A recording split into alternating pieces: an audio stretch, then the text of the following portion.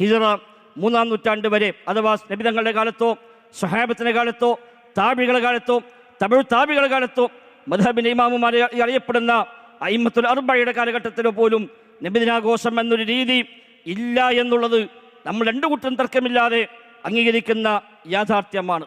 ഹിജറ 300-ക്ക് ശേഷം ഷിയാക്കൾ ഫാത്തിമിയാക്കളാണ് ലോകത്താദ്യമായി ഇത്തരമൊരു ആഘോഷത്തിന് തുടക്കമിട്ടത് എന്ന വിഷയത്തിലും നമ്മൾ രണ്ടു കൂട്ടരും തമ്മിൽ അഭിപ്രായ വ്യത്യാസമില്ല എന്ന് വ്യത്യസ്തങ്ങളായ എഴുത്തുകളിലൂടെ എല്ലാവർക്കും ബോധ്യമുള്ള കാര്യം തന്നെയാണ്. വിശുദ്ധ ഖുർആനിലോ പ്രവാചക അധ്യാപനങ്ങളിലോ തെളിവുണ്ടാകുമ്പോഴാണല്ലോ ഒരു കാര്യം ദീനിൽ അടിസ്ഥാനമായി ഇബാദത്തായി മാറുന്നത്.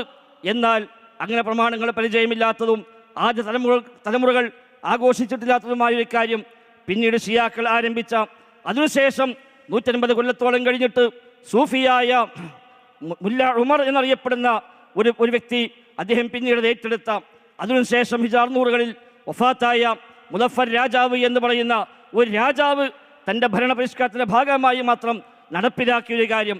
അതിനുശേഷം പിന്നീട് അനുകൂലിച്ച പണ്ഡിതന്മാരുണ്ട്, പ്രതികൂലിച്ച പണ്ഡിതന്മാരുണ്ട്, വ്യത്യസ്തമായ അഭിപ്രായങ്ങൾ ശേഷം ഉണ്ടായിട്ടുണ്ട് എന്നുള്ളത് യാഥാർത്ഥ്യം തന്നെയാണ്.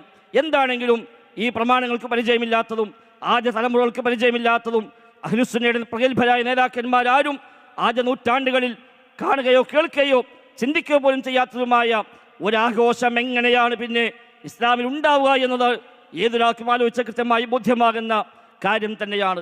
ഇനി അതിന് ആയത്തുണ്ട്, ഹദീസുണ്ട് എന്ന് വല്ലവനും വാദിക്കുന്നുവെങ്കിൽ, അഥവാ 300 വരെ ഇല്ലാത്തൊരാചാരം, ഷിയാക്കൾ ആരംഭിച്ചൊരാചാരം, 600-കൾ മുദഫർ രാജാവ് ഏറ്റെടുത്തൊരാചാരം, അതിന് ഖുർആനിൽ തെളിവുണ്ട്, ഹദീസിൽ തെളിവുണ്ട് എന്ന് വല്ലവനുമൊക്കെ വാദിക്കുന്നുവെങ്കിൽ അതിനർത്ഥം ഒന്നുകിൽ ആ ആയത്തുകളും ഹദീസുകളും ഒന്നും സ്വഹാബിമാരും താബിഈങ്ങളും താബികളുമായ ആളുകൾക്ക് മനസ്സിലായില്ല എന്നോ, മനസ്സിലായിട്ടും അവർ അത് പ്രാവർത്തികമാക്കിയില്ലോ എന്നോ ആണല്ലോ.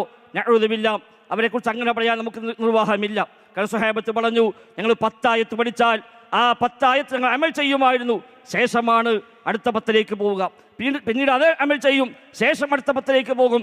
അതുകൊണ്ട് ഫതഅല്ലംനൽ ഖുർആന വൽ അമല ബിഹി ജമീഅ, ഞങ്ങൾ ഖുർആൻ പഠിച്ചപ്പോൾ അതിൻ്റെ കൂടെ തന്നെ ആ ഖുർആൻ പ്രകാരം അമൽ ചെയ്യാനും പഠിഞ്ഞുവെന്നാണല്ലോ സ്വഹാബിമാർ നമ്മെ പഠിപ്പിച്ചത്.